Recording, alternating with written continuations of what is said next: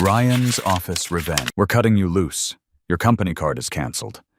Figure out how to get home yourself. You're done. I read the text message 3 times, standing in that Munich hotel lobby. The marble floor felt solid under my feet while everything else crumbled. My boss's words glowed on that screen. Each word hit like a sucker punch. I didn't throw my phone. I didn't curse. I just stood there while people walked past me speaking German, dragging their luggage, living their normal lives while mine fell apart. I typed back, "Understood. Thank you for letting me know." Then I sat down and tried to figure out what just happened. Let me back up. Tell you how I ended up thousands of miles from home, holding $60 and a text message that said 15 years of loyalty meant nothing. My name is Richard Patterson. I'm 48 years old. Marine veteran, 2 tours overseas before the corporate world. I've got a 16-year-old son named Mason, who's planning for college next year. His mother died from cancer 8 years ago. Then it's been just us 2. I started at Consolidated Industries 15 years ago, right after I got out of the service. They make industrial equipment, heavy machinery for bridges, skyscrapers, major infrastructure. I wasn't some paper pusher. I was VP of International Procurement. I found suppliers who could deliver specialized materials, steel, precision components, whatever our engineers needed. The job paid well enough. More important, I was good at it. I could talk to suppliers worldwide, make them understand our specifications exactly. I learned enough German and Italian to get by. I remembered their families, their business challenges. That's how you build trust. You show up, deliver what you promise, treat people with respect. My boss was Brandon Hayes, 42 years old, fresh MBA from some Ivy League school. Got promoted to division head 2 years ago, right over me, despite my experience. Brandon liked reminding me I was old school. You need to adapt to modern business practices, he'd say when I insisted on face-to-face meetings. There are more efficient ways, Richard. I'd nod and say, "Yes, sir." Mason needed that college fund. I needed my pension to vest. So I kept quiet and did my job right. 3 months ago, Brandon called me in. "We've got a problem. Our steel supplier in Germany, the one providing everything for the Morrison Bridge project, they're threatening to walk." "Why?" I asked. "How should I know? You're the one who deals with these people." Like I was some translator instead of someone who understood technical specs and built relationships. "I'll reach out," I said. Klaus Wagner ran the steel operation. Family business outside Munich, 3 generations making precision steel. The finest I'd worked with. Strong, reliable, perfect for major projects. Klaus was frustrated during our call. "Your company treats us like machines. Last quarter they wanted 15% less payment. This quarter, they want delivery in half the time. They never ask if we can do this. They just demand." "I understand. Let me work something out." I spent 2 weeks on a proposal. Better payment terms, realistic schedules, guaranteed orders so Klaus could plan ahead. Things that made sense for both sides. Brandon barely looked at it. "Just go there. Go to Germany and fix this. Make them happy. That's what we pay you for." "When?" "Next week. 6 weeks, however long it takes. 6 weeks. Mason had baseball tournaments, parent conferences, all the stuff you try not to miss as a single dad. My son. Your son has family. Figure it out, Richard. This is an $8 million contract. Don't screw it up." Mason took it better than expected. At 16, he understood work pays for college. "I'll be fine, Dad. Nicole can check on me. My sister lives 20 minutes away. I'll be back before spring break," I promised. I didn't keep that promise. I arrived in Munich on Tuesday. Clean city, organized, efficient. Took a taxi to the business hotel Brandon's assistant arranged. Nothing fancy but professional. Met Klaus the next day at his facility. Not in the city. 45-minute train ride. The building was older but well-maintained. Inside, workers cut and shaped steel with precision machinery. Sharp, metallic smells. Klaus was 61. Gray hair, calloused hands. His daughter Anna handled administration. She brought coffee and real German pretzels while we talked. "Tell me what you need," Klaus said in careful English. "I need you to keep working with us. But I need you to tell me what's not working." We talked hours that first day. Specifications, schedules, respect. That word kept coming up. "Your boss," Klaus said carefully, "speaks to us like we're incompetent. Like our 60 years of experience means nothing. I know. He speaks to me the same way." Anna looked at me with understanding. "Then why do you stay?" "Son's college fund." She nodded. She got it. Over 5 weeks, I built something with Klaus's family. Not just business. Real partnership. We negotiated terms that worked. I explained what our engineers actually needed. He explained what his equipment could produce. We found solutions. Klaus insisted on something unusual. "I want you to be our contact. Not your boss, not anyone else. You. I'm not in charge, just the VP. Then we make you in charge of this arrangement. Every specification goes through you. Every change needs your approval. Otherwise, we don't work with Consolidated." I didn't understand then. Later, I realized he saw what I missed. Brandon was taking credit for my work. Klaus wanted to protect what we were building. Back home, Brandon messaged constantly. "Where are we? When's it signed? What's taking so long?" I'd explain building trust takes time. He'd respond, "I don't need explanations. I need results." Once Brandon joined a video call with Klaus. Disaster. Brandon interrupted constantly, made jokes that didn't translate, treated Klaus like he was wasting time. After Brandon left, Klaus said, "That man doesn't respect anyone but himself." "I'm sorry. Don't apologize for him, you are, not him. Mason's spring break came and went. I sent money for his trip, made video calls. I miss you, Dad. But I understand. This is important. I'll make it up to you. Soon." After 6 weeks, everything was ready. Complete agreement. Terms that made sense. Partnership worth $8 million over 18 months. Enough steel for Morrison Bridge and 2 more major projects. Klaus's family would benefit. Company would benefit. Everyone wins. Signing scheduled Thursday morning. Klaus wanted it done properly, whole family present. He treated it like it mattered. I was proud of what I'd built. For once, I'd done something that mattered. That Wednesday evening, checking everything for next day, my phone buzzed. Brandon's message appeared. "We're cutting you loose. Your company card is canceled. Figure out how to get home yourself. You're done." I stopped breathing. Read it again, then again. No explanation, no warning. Just those words. I checked my card. He wasn't lying. Canceled. I had $60 in my wallet. My return flight was booked through company travel. Probably canceled too. I was stranded in Germany. After 6 weeks of work, after missing Mason's spring break, after eating cheap meals to save company money, after doing everything they asked. And Brandon called me, done. I typed back, understood. Thank you for letting me know. Didn't know what else to say. My mind went blank. I sat in that lobby maybe an hour. People walked past. Hotel staff glanced but didn't say anything. I kept thinking about Mason. How would I explain this? How would I pay for his college now? Then something clicked. Not anger, something colder, more focused. I looked at my briefcase. Inside was the unsigned contract. The one worth $8 million, the one that would save Consolidated's biggest project, the one Klaus refused to sign with anyone except me. I stood up, walked out of that hotel, found the train station, rode back to Klaus's facility one last time. Dark by the time I reached the workshop.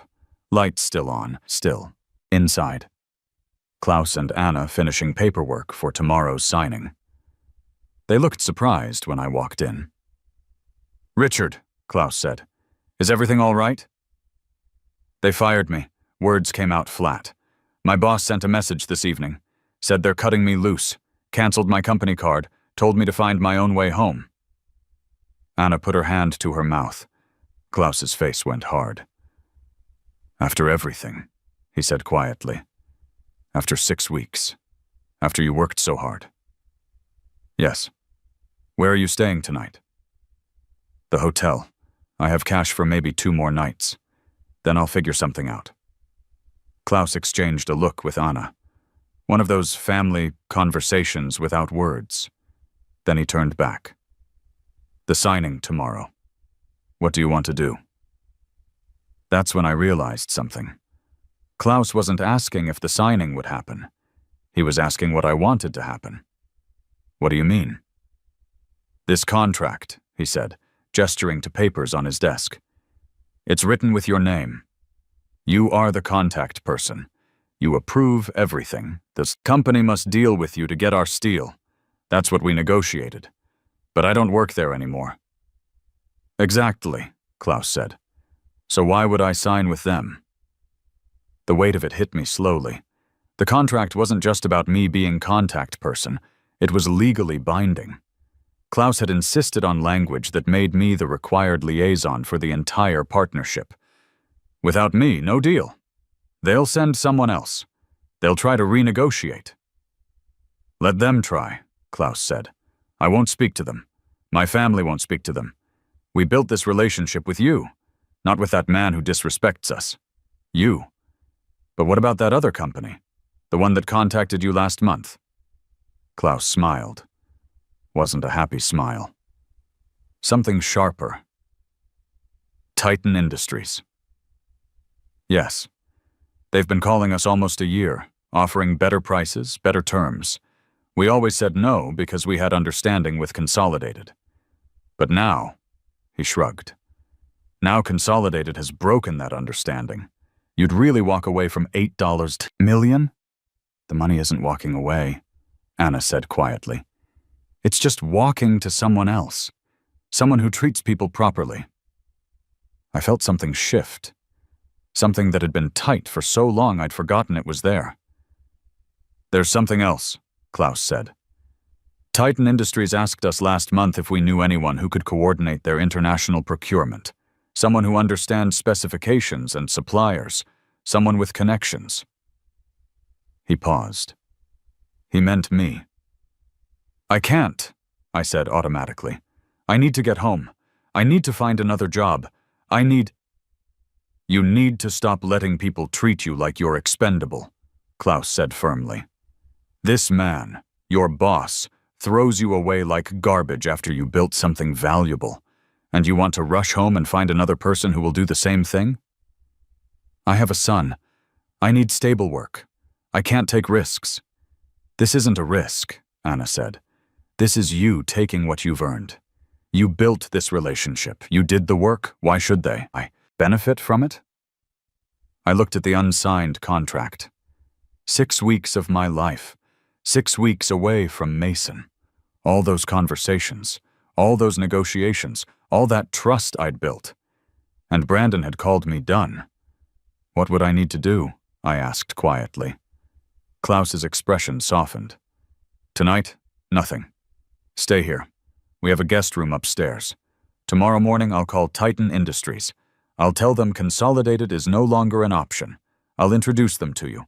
Then I'll call your old boss and tell him there will be no signing. He'll be furious. Good, Klaus said simply. I stayed in their guest room that night, small and clean with a bed that felt like luxury compared to the budget hotel. Anna brought me soup and bread, sat with me while I ate. My grandfather used to say something, she told me. When someone shows you who they really are, believe them the first time. Your boss showed you who he is. Don't give him a second chance to prove it again.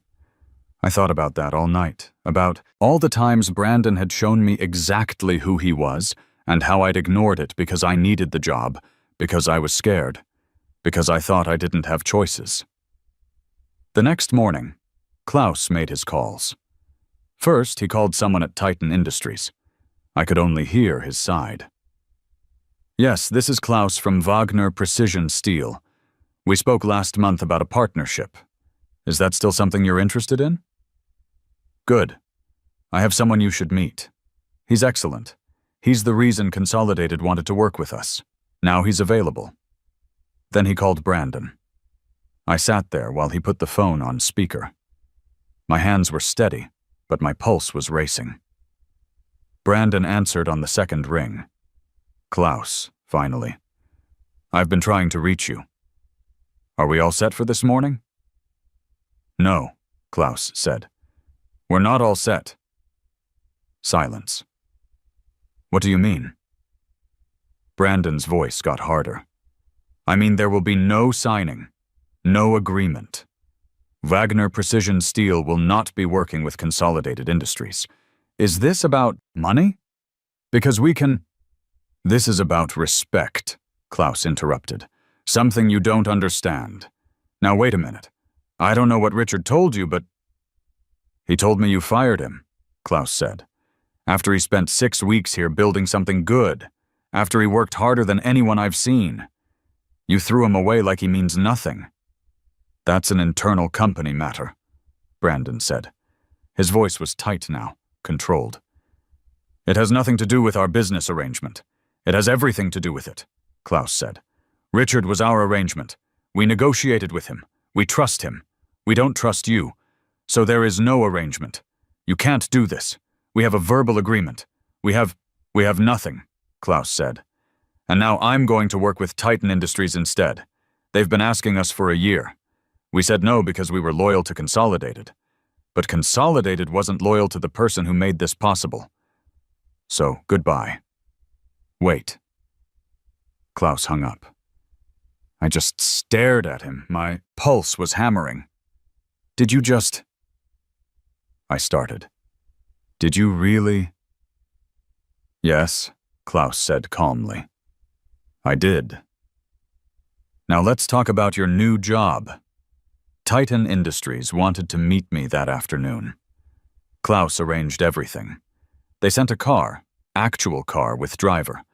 I'd been taking trains for 6 weeks. The Titan headquarters was in a better part of Munich. Newer building, professional atmosphere. I felt out of place walking in there, wearing the same clothes I'd been rotating for weeks. The person who met me was Jennifer Sullivan. Maybe 45, sharp suit, direct manner. Klaus speaks very highly of you, she said after we shook hands. Tell me about yourself. I told her. Not the corporate version, the real version. About Mason, about working at Consolidated, about building relationships with suppliers because I actually cared about quality, about being stranded yesterday and yet being here today. And yet you're here today, Jennifer said. Not on a plane home. Why? Because Klaus made me realize something, I said. I'm good at what I do, really good, and I'm tired of people who don't see that. Jennifer smiled. Klaus said you negotiated an $8 million agreement. Is that accurate? Yes. Can you do that again for us? Yes, I said. And I meant it. Then let's talk about what you need. Salary, travel arrangements, flexible schedule because you have a son. All of it.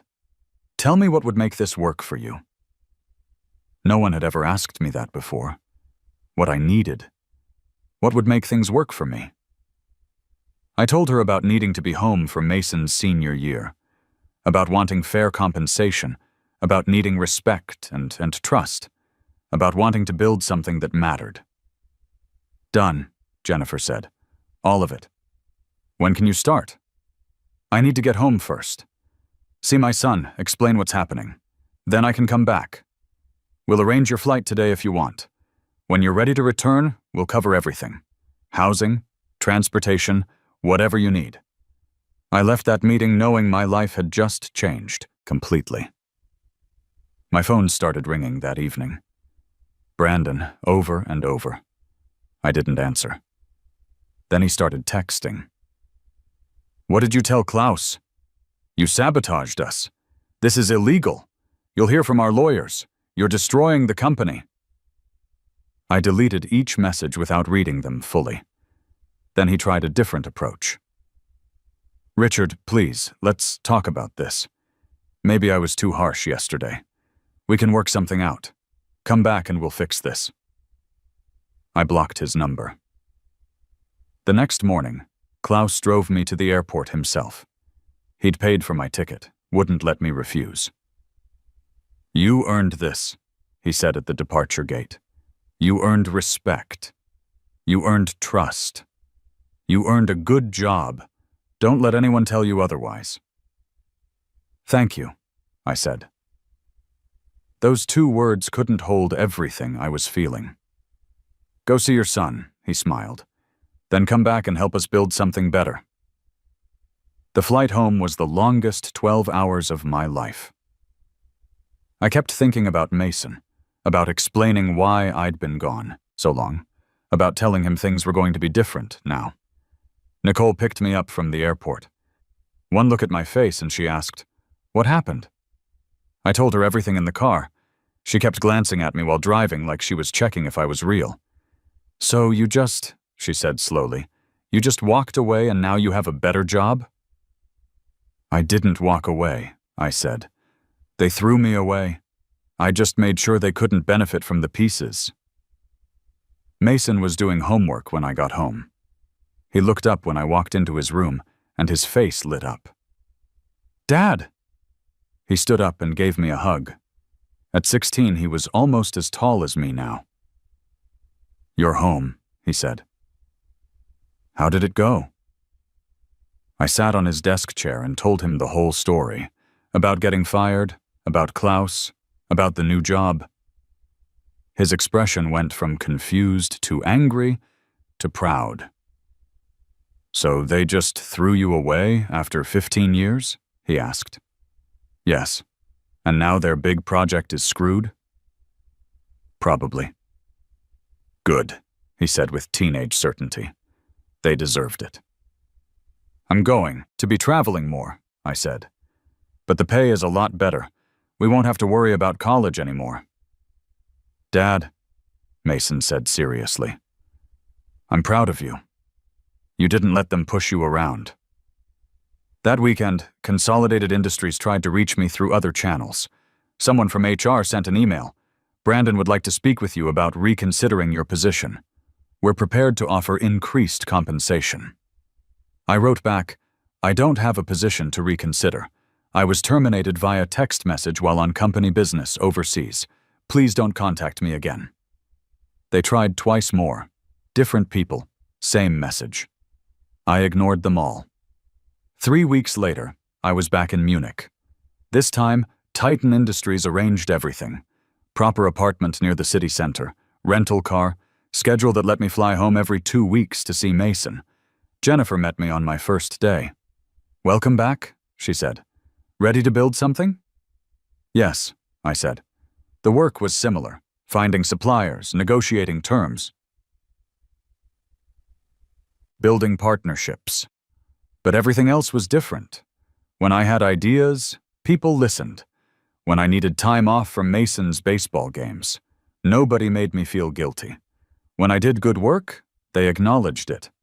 I helped Titan secure not just steel from Klaus's family, but specialized components from suppliers in Italy, precision machinery from companies in Japan, materials from craftspeople around the world.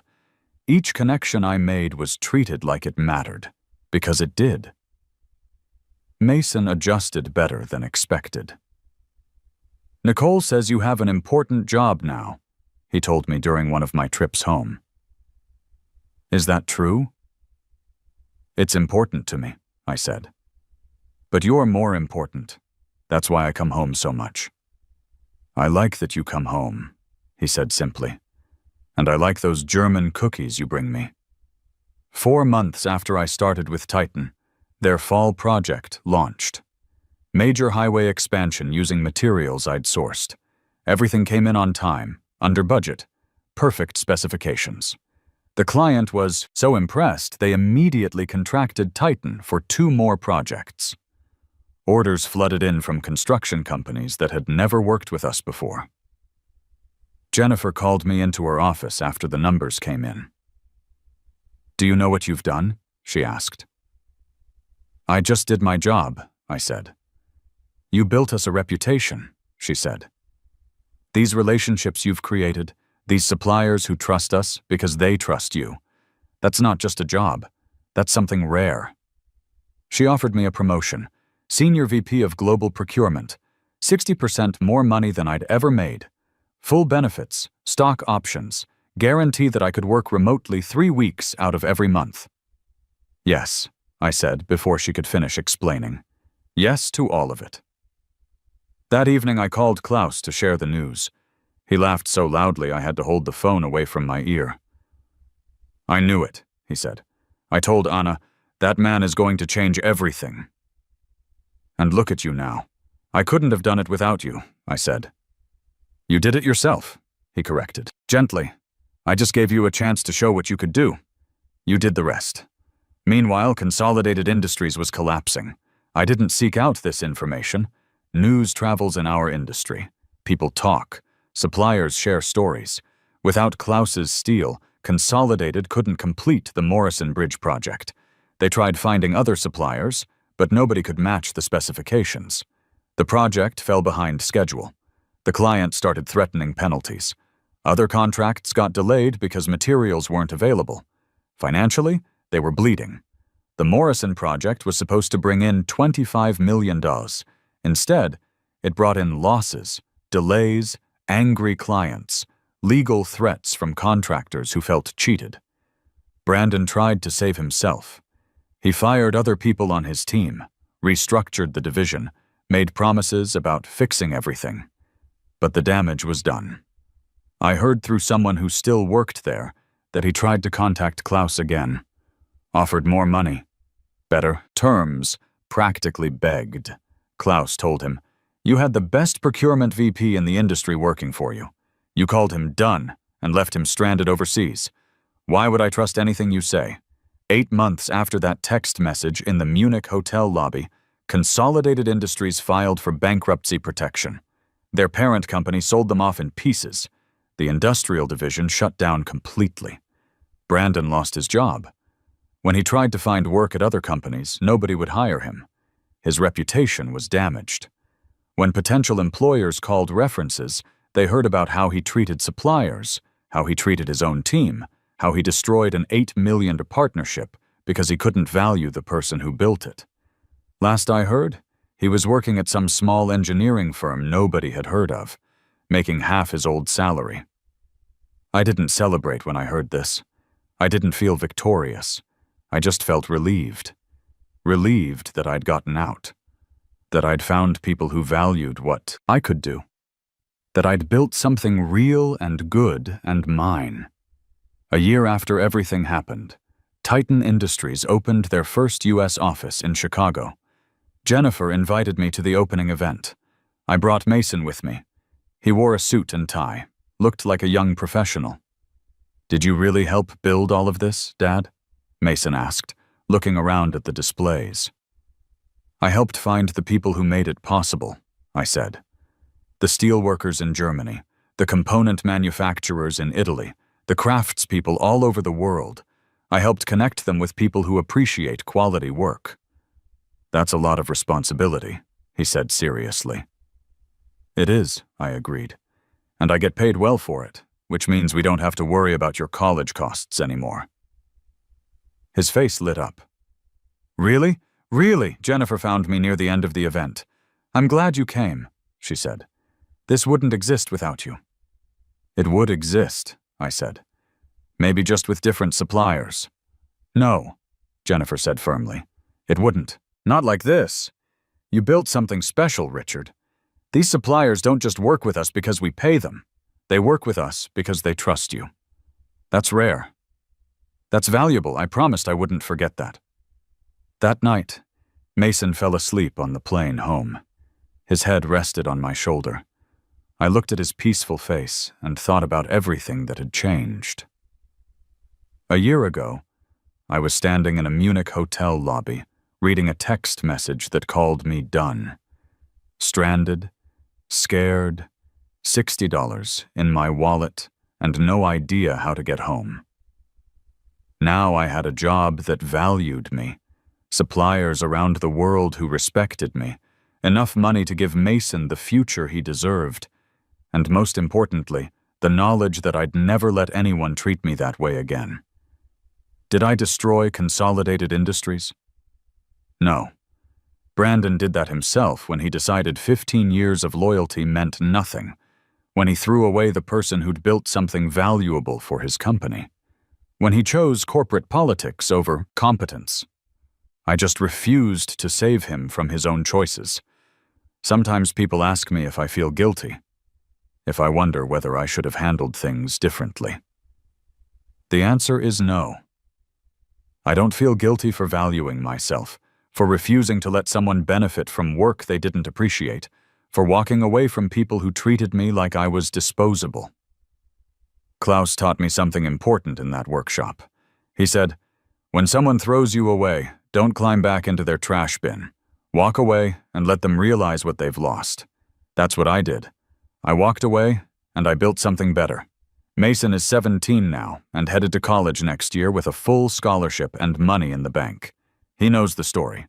He knows his father was treated badly once, that he was stranded far from home, that he found a way to turn something terrible into something good. "You did the right thing, Dad," he told me last week. "You showed them what happens when you throw away good people." Maybe he's right. Maybe standing up for yourself when everyone else wants you to accept less is the most important lesson you can pass on. The military taught me that you never leave a man behind. But corporate America operates differently. They'll abandon you the moment it's convenient. Brandon proved that when he sent that text message while I was thousands of miles away, doing the job he'd asked me to do. But here's what Brandon didn't understand. When you build real relationships based on trust and respect, those relationships belong to you, not your company. Klaus didn't owe Consolidated anything. His loyalty was to the person who'd treated him with dignity. In the end, Brandon got exactly what he deserved. He treated people like they were expendable, so when his own failures caught up with him, nobody was willing to help. The suppliers he'd disrespected wouldn't work with him. The employees he'd thrown away weren't there to save him. He discovered too late that relationships matter more than corporate titles. I learned something that year in Munich that every man over 50 should understand. Your value isn't determined by how your boss treats you. It's determined by the quality of work you do and the relationships you build. When someone can't see that value, the problem isn't with you, it's with them. The best revenge isn't destruction. It's proving them wrong by succeeding without them. It's taking your expertise, your relationships, your integrity, and building something better somewhere else. It's showing the world that their failure to recognize your worth was their loss, not yours. Sometimes you have to lose everything to discover what you're really worth. And sometimes the people who throw you away are doing you the biggest favor of your life.